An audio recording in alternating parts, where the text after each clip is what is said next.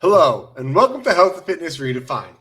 I'm your host, Anthony Amen. Join me today as we take a dive into the world of health and fitness, where we learn how to overcome adversity, pick back to fiction, and see health and fitness in a whole new light.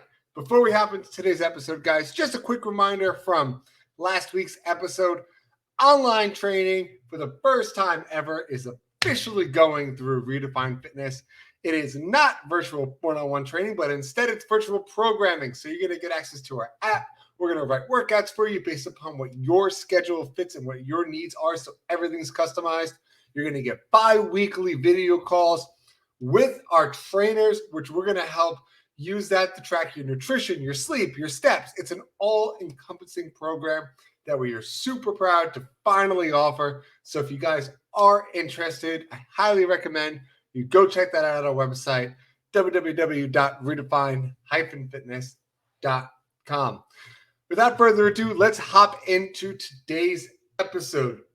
We did yoga a couple times on this show.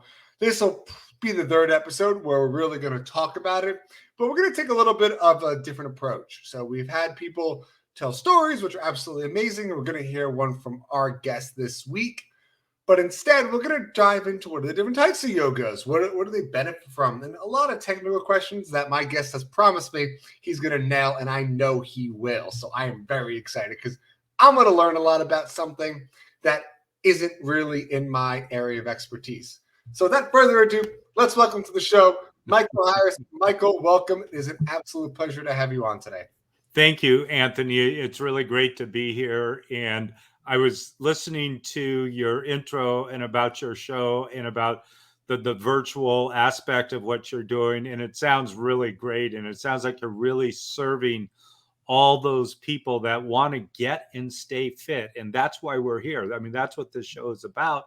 And that's why I love your name too, Redefine Fitness. I mean, there's so many different ways to stay fit. And I look forward to chatting with you about that. Yeah, I mean, absolutely appreciate that. And you're going to love our slogan, fitness is medicine. Yes. That's the point of the company, kind of combined fitness and medicine all together. But this isn't about me. Everyone knows about me. We're here to learn about you. So take us back to the very beginning. Why did you even start getting into yoga in the first place? Well, 1986, I found myself in an interesting place. I had actually started walking on a cane. I was 27 years old. I had been pretty active in the gym at the time and always thought that I was relatively fit, but showed up at the vascular department at OHSU in Portland, and they told me I had vascular disease. And they told me that it was likely I was going to lose my right leg and my left leg, and that they needed to do immediate surgery to help restore some blood flow. I did that. That was fall of 1986. And it was essentially bypass surgery, but on the legs. It was called a FemPop. And they did that. And then within 8 months, they wanted to do it again because my legs had reblocked. And I said no. And here I was, OHSU, one of the top medical professional schools in the world, top professors, saying, if I don't have this, I'm going to die in a few months. And I said, well, why is it happening? They said, we don't know. And I said, how many surgeries am I going to have? And they said, I don't know. And I said, well, I don't know about the surgery. When can I leave? And I signed out AMA against medical advice, and they wheeled me to the door, and I still had my cane. And I still have the cane as kind of a memento that I never need the cane again. And walked out the door. So that's kind of the pre-story part, the short version of it. And can I ask you a question on that? Yeah, absolutely. Because I think this is so undersaid. Is what was going through your head when you said, no, I'm not doing what you want? Like, how did you feel coming into that situation? Because I feel like for a lot of people, it's very difficult, and they always second guess themselves when they go against medical advice. I have to be honest with you. I had no idea what I was going to do. None. I just knew that I didn't want to go through cycle of surgeries, no matter what. I just wasn't going to do it anymore. You know, more surgeries. I had a significant surgery as a kid from a water skiing accident. They took out 60% of my liver, 21 blood transfusions, coma, all sorts of things. I was pretty destroyed as a kid from that water skiing accident. And, here it was a number of years later, and doctors wanted to cut me open again. And I just didn't want it. Again, I did not know what I was going to do. I didn't think, oh, God, come down and heal me, or I'm going to go to the gym, or I'm going to go do this or that. I just knew that I wasn't going to do that, which was more surgery.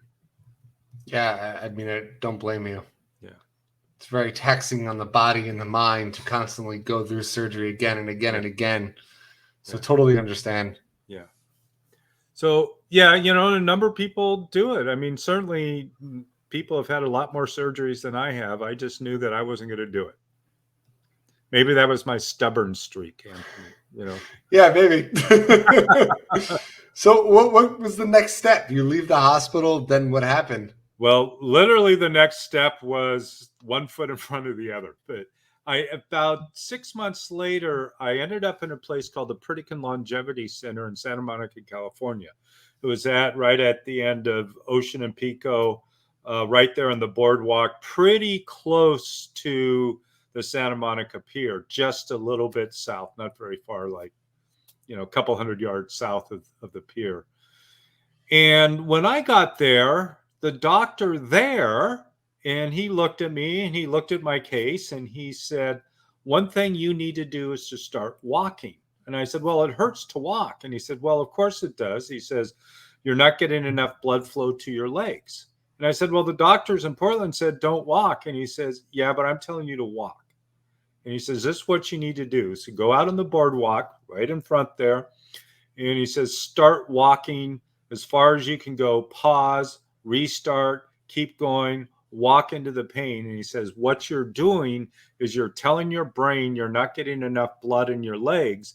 And by walking and moving, you start to build new collateral blood vessels. So within 2 weeks, I went from walking literally about 10 feet on a cane to walking 2 miles without a cane. Wow. And, I was motivated, Anthony. I have to admit, I was a young man. Even though I'm older now, I still consider myself a young man. But here I am on the boardwalk in Santa Monica, and I'm seeing all these girls going by on the rollerblades. And I did not want to be the 97-pound weakling with the sand kicked in his face. So I stood tall as if I was strong at the time to keep myself moving. I was motivated by that. There was a motivation in that because, again, I didn't want to be the weakling. So I wanted to stand tall. I mean, using shame of being afraid of having shame in public to your advantage is an awesome motivating factor. Dissatisfactional motivation. Yeah, I absolutely love it. So just moving, which I just experienced the varicose veins, and I know it's not completely the same thing, but it's another point where they just recently said, hey, with varicose veins, you need to increase your cardiovascular output to help recreate those collateral blood vessels to get moving. Yeah. Which, by the way, total side note, and I want to hear your opinion on this, it's very itchy. Yes, it can be itchy, and I haven't had varicose veins as such. It was more on the arterial side, which is different. There's a different part to it, but I know earlier on when I want to say for 10 years, my legs were itchy or numb. Yeah, I just couldn't even imagine. Yeah. But you did it. I think that goes to show like a long way that a lot of people think that with these big injuries or big medical reasons that it's something, this crazy program they have to enroll in and it's 4,000 steps and it looks just too much. I give up. I want to take the easy route and go surgery. Yep. You're simply saying walking has helped you move forward in life. And this really, really just proves my theory from last week and strengthens the argument that our bodies heal in motion with all I aspects of life. absolutely. I love that thought that bodies heal in motion. And, you know, what I discovered, we got our heart muscle here, right? But the other part of the system, it's on one aspect, the heart's a pump, right? It's pumping blood. But there's two other parts of that pump, and they're called your calves. And so as you're walking, your calves are pumping, right? Right, left, back and forth, and it's moving the blood through the circulatory system. So whether you're walking, whether you're running, whether you're on a bike, whether you're doing Stairmaster, whatever it might be, that vascular or that cardiovascular activity increases the blood flow throughout the whole system, not just the vascular system, but through the organs and your skin and everything else. So it really begins to help, restore blood flow and begin to restore our bodies back to its natural human condition. That's what I like to say, the natural human condition. And here I am, an example of it 35 years ago when I was supposed to be dead, and I refused to die, and here I am alive, and the doctors are dead, right?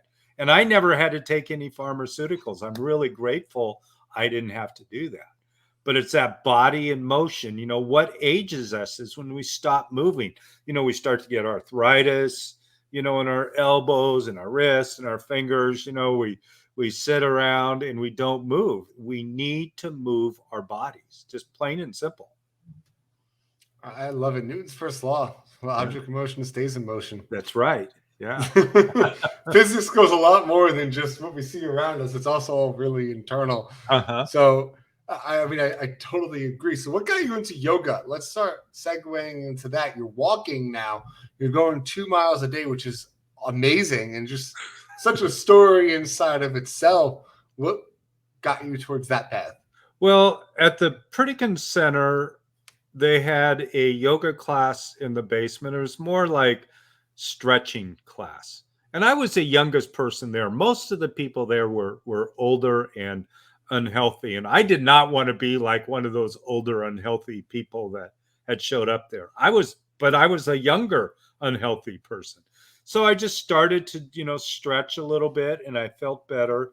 And I grew up in Portland. And when I went back to Portland, I started, I was at the gym and I was working out, and there was a yoga class, and I found that I really liked the yoga class.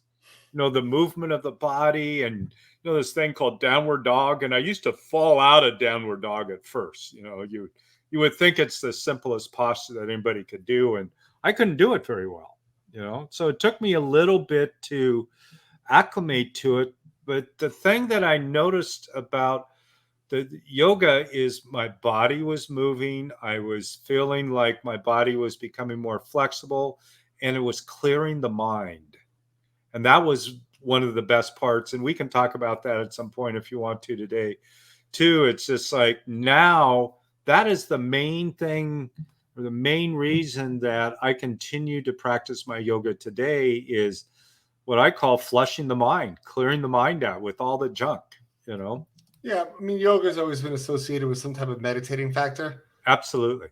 So it's bringing that mindfulness awareness to what you're doing and taking it away from outside distractors that some people get lost in, like the stresses of the day and everything like that.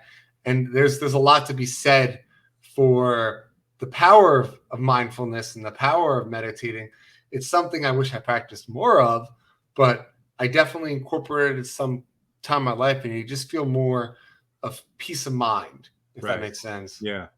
And briefly, one of the things that I like to do, and my brother, my older brother, which has passed away now, he started a company called Centerpoint, which is meditation and something called HoloSync. You may have seen it at some time, or pictures of somebody with a headset like you have on right now, and they're meditating. It was binaural beats, and learning to meditate that way. And it's more of an extended type meditation. But one of the things I like to do is sit for three times a day for 3 minutes. So 3 minutes in the morning, 3 minutes midday, 3 minutes in the evening. And anybody that's listening to this can do this. Is simply just sitting down, closing your eyes, maybe setting your phone for 3 minutes, and just, take a few breaths. Our mothers, Anthony, I believe, were some of the wisest meditation teachers in the world, not even knowing that they were teaching it. I don't know about you, but I would run up to the back door sometimes because the neighbor bully, the bully in the neighborhood would chase me or hit me, whatever. And I'd run home and mom would say, okay, Michael, just take a breath. Just take a breath. And it was just like it calms you immediately. Even just one breath sometimes can change everything. I see it a lot with performances. So you're coming into something or you have a talk in front of 50 people, just that. Yeah. Gets you ready to go. Yep, ready to go. Yep, calms the nerves. Yeah, absolutely. Yeah. It's just, so you're really, just to kind of like summarize kind of where we're at and how kind of we're going to move forward with this episode. You did the walking, you just kind of stumbled upon a stretching class, you just ended up really liking it, you love the mindfulness of it, which helped project you further and want to learn more about it. Then you went on, and I know I asked you pre-show, but you got like 6,500 certifications in yoga. Well, no, I don't know if I've had that many, 6,500, but I've had 3 different certifications. One with a guy named Eric Schiffman, which is a fairly well-known Iyengar Desicacharta teacher based in LA. Another one through Integral Yoga, which was really hospital-based yoga, working with people with cancer and heart disease, etc., within a medical environment or a hospital environment. And then something called Bikram Yoga. Some of your listeners may be familiar with that. That's the hot stuff. And I was one of Bikram's original 100 teachers. So I've been doing this for a while. I had started Bikram Yoga in 93. And I was wearing a suit and tie for my work stuff at the time, but I kept wanting to wear my yoga shorts. And I'd made a bunch of money, and I took some time off, a couple of years off, and I went to his training because my body was still hurting. And I showed up at his door in 98 in a lot of pain. And I got to tell you, Anthony, I got really mad at this crazy little Indian guru dude. He wouldn't let me modify my postures. He wouldn't do anything. And he would just say, Michael, don't worry about it. Forget about it. Just do the yoga. And I'm thinking, F you, dude. What are you talking about? Don't you know? Give me my money back. No money back, Michael. Just do the yoga. Don't worry about it. And within a couple of weeks, once again, the pain in my body was gone. Gone. Just constantly doing it and forcing your body to do things that were uncomfortable in the scenario. Your body goes, oh, wow, I got to get used to this. I got to get moving. So just the pain starts subsiding. And at that point, I was doing about 5 hours of yoga a day, except for Sunday. Wow. This constant in the heat. That's a lot of yoga. In the heat. Yeah. That's mind-blowing. Michael, we're going to take a quick break for our sponsor. And on the flip side of this, we're going to talk a little more specifically about everything and dive into those details because, you're telling me you did 5 hours a day in a week. So hang in there, guys. We'll be right back. For us, we know what it's like to feel unhealthy, depressed, and downright defeated. We want to show others there is a right way. And through fitness, you could do anything you set your mind to.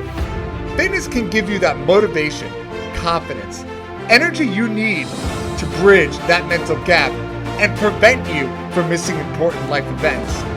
We understand it's about feeling better, living longer, and being good examples for our kids. We understand this because we live it. And for us, That's the redefined difference.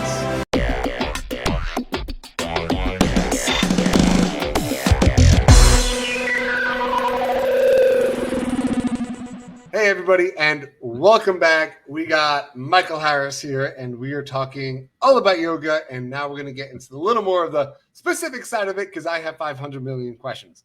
So sit tight. This is going to be a long show, Anthony. 500 million questions? At least 45 hours. Okay.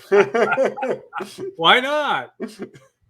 I'm going to start with, I think, probably the most simplest question, and something I've been asked as a trainer a lot. Why are there so many different types of practices of yoga? And is there really a difference? There's absolutely, on one side, I will say there's absolutely a difference. On another side, I will say there's absolutely no difference. Okay? So that's the contradiction of it all. There's a lot of different styles that are kind of made up yoga. You know, somebody did something and says, oh, do this, do this, do this, and it's more made up. And then there's more the traditional type practices, which might be Iyengar, Ashtanga, Bikram, and a few others that are really more the traditional practice of yoga from India. There was something called restorative yoga, which I totally understand restorative yoga, and all yoga is restorative, period. So there's some contradiction there. Bikram yoga, the hot yoga, was started when Bikram came to this country in 71, and he showed up in Honolulu, and he walked into a yoga studio, didn't understand why it wasn't hot because his country was hot. So if you've ever been to India, and I've been there, and it's hot and humid and sweaty like no other place on the planet, right? Not up in the mountains, but in most of the country. So they found that the practice of yoga, when it was warm out, you got more benefit. So what was hot yoga in our country was normal yoga to Bikram, right? Then there's Ashtanga and Iyengar. Ashtanga was often practiced earlier on by boys, really 13 to 19 years old, that were studying to be warriors in India. And there was a lot of physical strength built in it, a lot of movement in a way that more defined the body, created definition, like perhaps weightlifting, creates definition, right? So there's more definition through the body. And then Iyengar, when he was a child, he was really sick, and his teacher taught him how to do yoga to help heal his body. So, I mean, I could go deeper and deeper in each one of those, and that would be your 500 million questions. So that there's a difference in many ways in what the result of different practices are. And at the same time, the main thing with really any yoga practice is really stilling the mind, calming the mind, relaxing the mind. Yeah, I didn't know the Bikram thing. I thought that was just like they did hot yoga everywhere. Well, they did, starting in India. Yeah. Yeah, it's learn something new, I guess, every day. Yeah. I think the most popular most popular type of yoga here in the States is vinyasa. Yeah. That's the one everyone's heard of, every gym offers, blah, blah, blah. Where specifically do you think vinyasa lies in benefits? Does it help with certain things?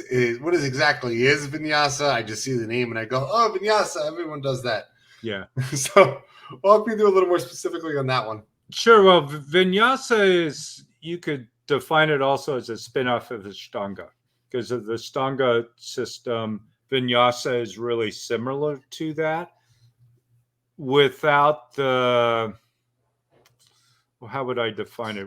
Without some of the tradition. The Ashtanga is a very strongly based tradition as far as the way you live your life, I'll say, right? And it's not for everybody. It's definitely not for everybody. But vinyasa is really takes that part away, and it's more about the practice and such, if that makes sense. And a vinyasa teacher is able to more modify and adjust it according to what they think is best at the time, where Ashtanga is like more, it's a stricter discipline, if that makes sense. Yeah. But it's a very common practice. A lot of gyms do it, a lot of teachers do it. And in our studio right now, we have a mix of hot yoga, kundalini, vinyasa, sound bath. So it's kind of a mix of different types of yoga and practices, really for different individual. I've had several studios and we were just hot yoga. We didn't have anything else. So just it's a preference today. Most people have either done yoga or certainly know about it. Yeah, I mean, I feel like everyone knows what it, Yeah. at least a basic understanding of Yeah. what is yoga and how it's different. And that kind of leads to my next question, which I don't know if there's really an answer for. We'll find I, out. I haven't figured it out, but I'm noticing that yoga is like its own type of fitness. And what I mean by that is you can base Pilates, boot camps, all these other like fitness classes belong in a gym. And those people bounce around all these different types of classes. Mm-hmm. Yoga, just yogis practice like consistently. And they don't branch out to the other classes. And it's more of like they just stay within its own separate thing. Is there a reason for that? Or you think it's just because people are there for a more particular reason, like the mindfulness, which you don't get from the other classes? So maybe that's why they really practice it. I'm never really sure, and I don't know if there's an answer. Yeah, and I'd have to reflect on that a little bit more. I'm not sure that that's totally accurate. I mean, because I look at the students that have been in my class, and I mean, we have martial artists that come in, we have professional sports. I mean, John McEnroe.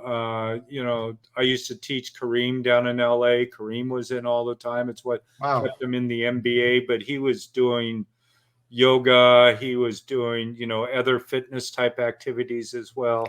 There's a lot of professional sports teams that will practice yoga, and a lot of them are practicing Bikram yoga or some form of hot yoga because of its ability to change the muscles. But you know, there are a lot of people, there's no doubt. Like, I'm primarily hot yoga. I don't venture much away from it, right? That's my preference. I'll do vinyasa sometimes. I do kundalini sometimes, but that's just my thing, is the hot yoga. That's what I like. And I like the draining of the mind, right? The flushing of my mind. Yeah, I really think that's the biggest correlation is the mindfulness, which is an awesome feature to get from it. Right. So I guess, like I said, there is no answer. I want to get more technical, though. So I've noticed, just based upon the yoga classes I've taken, but this could all be just bias because it's the people that taught me, you know what I mean? Yeah. But what's the structure upon working different muscle groups within yoga? So you focus a lot kind of like on core, a lot of balance, stability, which is all awesome. But I feel like you get to neglect the other side of it. So it's like your lats, your trapezius muscles, your rhomboids, which don't really get hit in these types of practices. That's where I kind of get confused about what is yoga and how does it help? I mean, I understand it's stretching, I understand it's movement, I understand it's mindfulness, but if you're trying to build muscle, how does it help with that? And that's where I really want help understanding it. Yeah. Most yogas are not a muscle building activity as such. Again, that's a qualifier too, because like with the Bikram, it's really considered 26-2, and most people are only familiar with that traditional type of hot yoga, but it really comes from a structure of 93 postures that when you practice that, you do build strength. It's a strength building practice. Ashtanga is a strength building practice. So there's variations, but the thing about the beginning 26 and 2, that the hot yoga, it's really more about moving the spine, and like say you're moving one direction, you're opening this side of the spine and you're compressing this side of the spine. You're stretching all the organs on this side, you're compressing all the organs on this side. Then you move the other direction and it's the same thing on the other side. This side, you got your liver, your gallbladder, your kidneys, and all that different things. So it's really about that, bringing your organs back to a stronger, like we talked a little bit earlier about bringing your body back to its natural working order. Because all of us, generally speaking, all of us have some type of issues, and we may not even know with our liver. Our liver panels may be off the chart. We don't even know it. But as you start to move your body, especially with what we do, your liver will start to get healthier. And Baxter University up in Seattle at one point actually did a study on the liver and the health of the liver as a result of the hot yoga practice, and found that it was one of the best things that anybody could do to restore their liver back to health. So a lot of it, again, is internal. And when you move your spine, again, right, left, back, forward, you twist it a little bit, pull it a little bit, it's affecting the whole structure of your body. It's affecting all your internal organs. It's affecting your nervous system. Some people will say that the eyes and the brain and the spine are really one piece. The eyes, are really how our brain sees, right?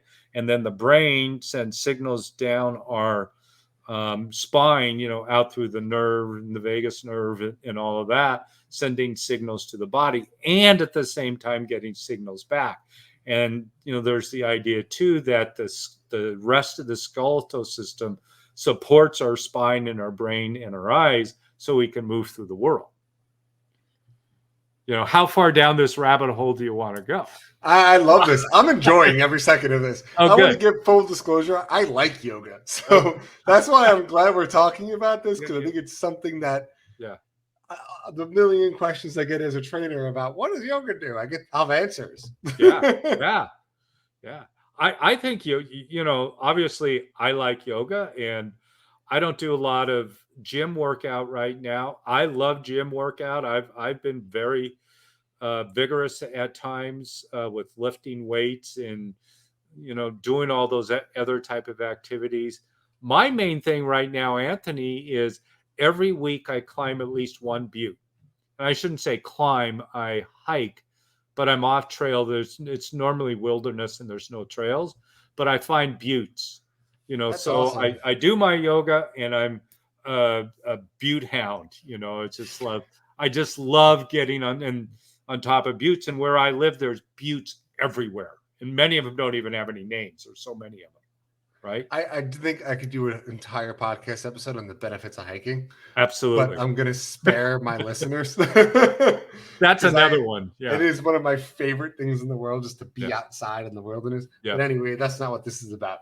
Right. So I have a silly question. I'm going to emphasize it's silly just for my listeners. Like, that's a dumb question, but back bends and sometimes the contortionist of style, I see people doing these crazy things. A, how does your spine not snap? B, how does it not screw the alignment up in your spine? And 3, how do you not herniate, move? Because I swear, even if I just think about moving the wrong direction, I'm going to blow a disc and then I'm going to be in pain. Yeah. Well, that's a great question. It's not a silly question at all. And, I've been teaching I started leading classes about 30 years ago, started certified teaching for 25 plus years ago. I've never had a single injury in my classes, not one. But the way that I teach, and it's something that's really important for the listeners to know, is you do what you can according to your ability at any given moment, any given time. That's true for yoga. That's true for weightlifting, whatever it might be. So if you're doing what you can according to your ability, you should never injure yourself, period. And if you're doing a back bend, you should never go beyond the point that you can. So it's developing a practice in a way that you're honoring yourself and recognizing that where you are is perfect, right? So like a back bend, you're compressing the back of the spine, and you're also opening the front of the spine. There's so much benefit in your heart, your lungs, your liver. I mean, there's so many different things going on in the front when we're going back. It would be really hard.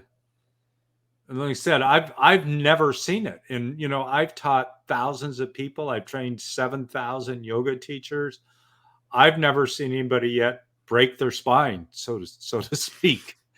But again, it's learning how to do it right. Like in the gym, if you're working with somebody and they're, deadlifting or whatever that they're doing, you want to teach them right so they don't That's an get injured. exercise I've seen people go down. Right. Yeah. And Bikram, when he was a kid, when he was 17, he was a world champion weightlifter. He clean and jerk. And he had a bar come down in the clean and jerk, and he came down and hit his knee and, broke his knee into a bunch of different pieces. And he had been doing yoga since he was 3, but he could barely walk. And then his teacher at the time in India helped restore his knee back to health, which is where the yoga actually came from. Another story. But I don't know how far down this hole you want to go, Anthony. It's all good. Okay. So this might sound a little controversial. Are you familiar with a guy named Dr. John Sarno? No. Ever heard of Dr. John Sarno? He was at NYU Medical Center. He's passed away now. He would be 100 and something now, probably. But he wrote a book in the 70s called Healing Back Pain, simply Healing Back Pain. And through his studies, he realized that like a herniated disc is really misclassified, and that a herniated disc in itself cannot create pain. Again, that's controversial for a lot of people who's ever had back pain. And I had back pain at one point too. I haven't had any pain in my body in years. And he was a traditional rehabilitation doctor, and through a lot of study discovered again that what was really causing the pain was really undue stress and undue underlying anger that we might not even recognize within our body, that was finding opportunities to create pain in our body to divert our attention from whatever was going on with us emotionally.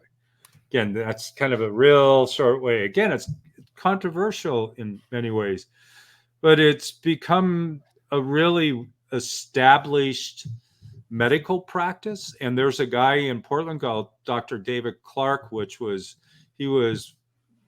is one of the professors of ethics at OHSU, as well as a gastroenterologist, that his practice today is really helping people go from managing pain to releasing pain, letting go of pain, curing pain. Because there's this whole movement in the medical world, we got to take these pills, we got to do this, we can't do that, all these different things to manage pain.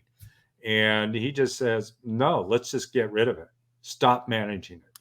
But the problem with getting rid of it in the medical community is that there's not a lot of money in helping people get rid of their pain. There is more money in managing pain. It's just the way it is, right? So he also goes around now in certain medical schools and teaches the students in medical school a different way of diagnosis. The basic diagnosis is based on the body and the structure of the body, and there's not a lot of the mind body, the stress and such. So he teaches those in medical school how to diagnose their patients in a way that looks at their whole body and their whole mind. And, the doctors or the hospitals will say 90% of the people coming to us is stress related. So it's back pain, it's cancer, it's heart disease, all these things. There's such a huge effect on the stress that we have in our life that are causing all these ailments, including back pain, including this thing called herniated disc.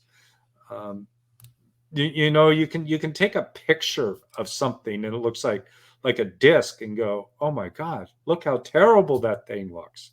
We need to do surgery. Then they do surgery on it. Doesn't make any difference. A couple months later, you got pain in the same place. Well, if the surgery is so good, why do they have pain again in the same place? Right? So, there's been lots of study with this. You can Google it all day long and come up with all sorts of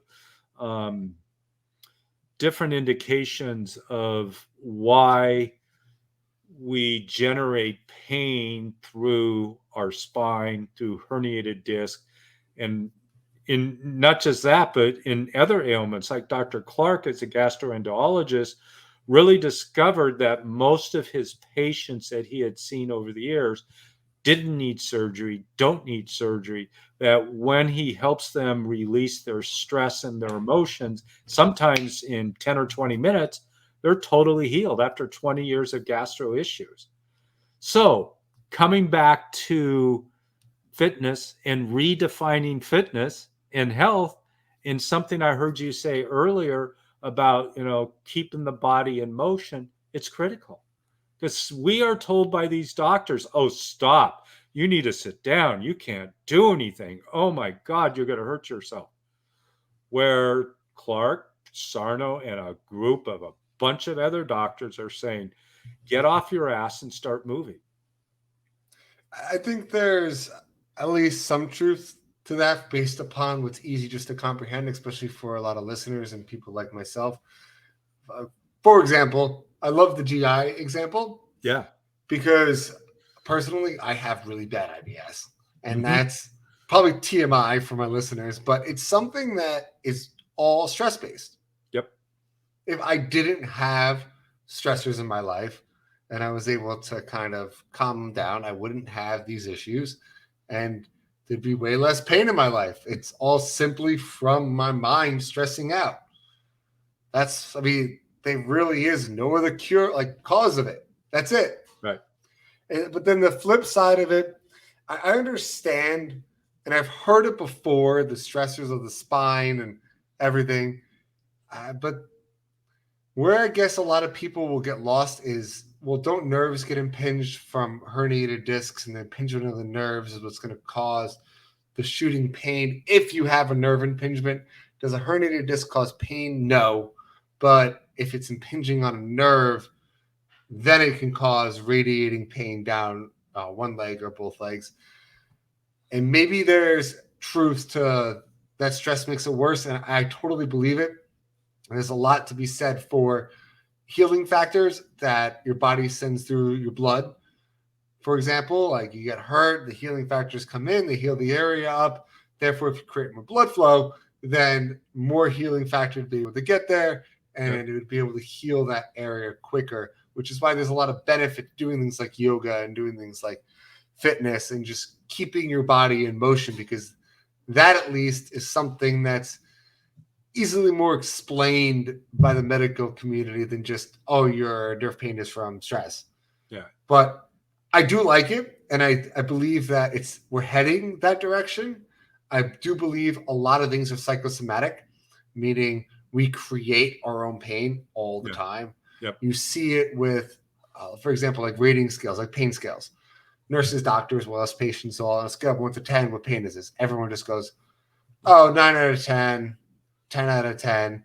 Like they don't understand what that rating means. If you're in 10 out of 10 pain, you shouldn't be able to say I'm in 10 out of 10 pain. It's that painful. Yep.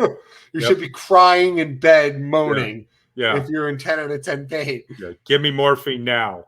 Exactly. Like that. You just get out.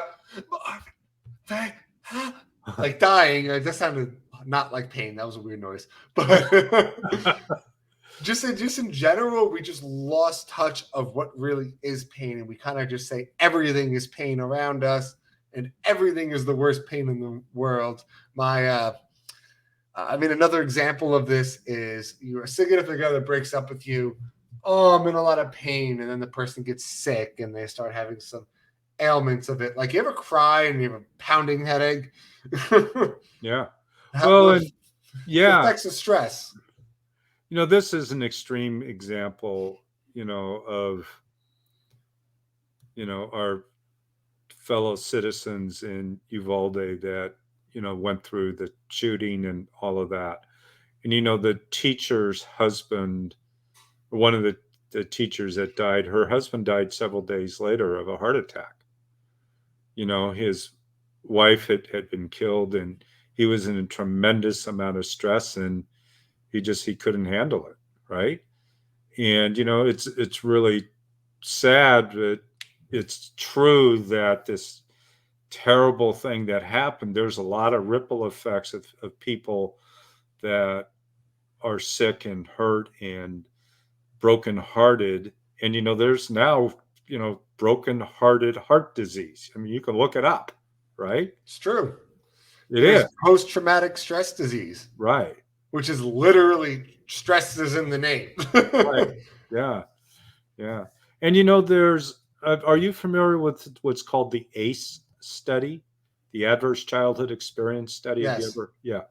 So the Adverse Childhood Experience Study, actually, Dr. Clark was part of that years ago when it originated, and it really talks about our early childhood and things that happen in our early childhood that get set within our body and our mind, and that later 10, 20, 30, 40, 50 years later, we start to develop these ailments based on what happened to us when we were younger than 5 years old.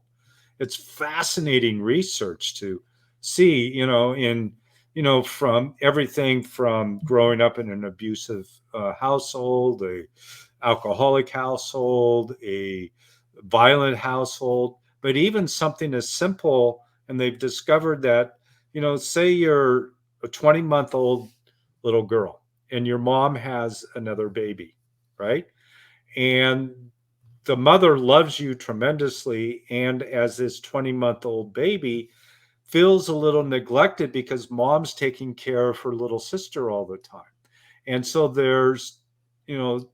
they have shown where that 20-month-old child could start to develop some abandonment issues, and those abandonment issues later on end up in gastro issues, ends up as heart disease. They're able to trace this now, some of these things. And it's fascinating. The more that you go deeper into that mind body relationship, about how it all interacts and how it's affecting us, and we don't even realize it because we don't, when we're older. I'm a little older than you, but when we're older, Barely. well, I'm 63, but we people start having these ailments and they think it's something that just happened yesterday. It may have been, the roots of it may have been 50 years ago. We don't even realize it.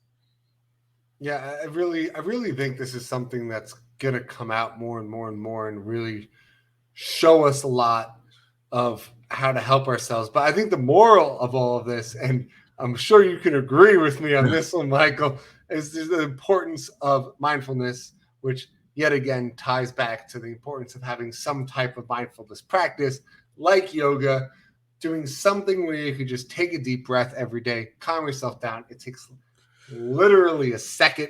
So you can't say you don't have time and you can do it any place, anywhere. Yeah. So really having those kind of things in your life Yeah. really go a long way to help prevent certain chronic diseases or any hard stresses in your life, helps you handle life better.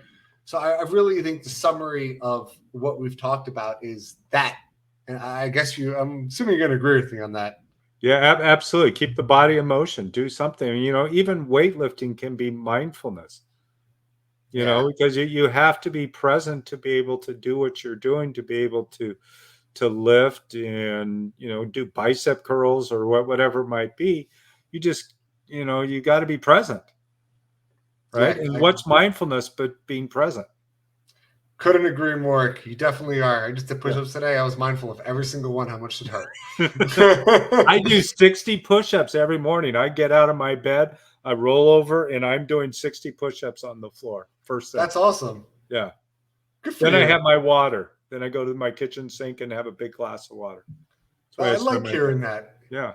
Michael, you truly are an inspiration. And I'm going to ask you the same two questions I ask all my guests to come on the show, which is first one, I think I know what you're going to say, but if you were to summarize this episode in one or two sentences, what would it be? Well, I don't know if I'll tell you this. The biggest lesson that I've ever learned in taking care of myself, and this was through yoga, is something that was I touched on earlier, and it's don't worry about it, forget about it, just do the yoga. It wasn't how well I did a triangle pose or a half moon. It was that mindfulness, that's letting go, that don't worry about it, forget about it. And I would say that that's true for walking, for lifting, for, you know, any type of fitness, that when we get tied up in our stress, that's what keeps us or gets us sick, right?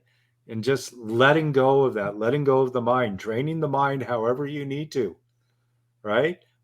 You know, walking, climbing buttes, going sailing, it doesn't matter. Be You'll present find, in the scenarios. yeah, sitting in meditation, whatever works. I love that. So true. And then Yeah. the last question I ask everyone, the easiest one of all, how can people find you, get a hold of you, all the good stuff? Go for it. Well, I'm going to tell you something, and it's not on my website. My website is michaelbharris.com, and we actually work a lot with people getting their story and message out, which actually is helping them heal, but also people telling their stories. Other people hear it, and they may connect with them and begin their own healing journey. So there's like um, a lot of that with the work that we do. But I've got this book, Falling Down, Getting Up. You can get it in any bookstore. Went to number one. Guess what? Number one, stress, right? So it's a great book. And if somebody wants it for free, they can also go to michaelbharris.com/book. You can't find the link on my website. You can only find it if I tell you. So Michael B. Harris/bink book.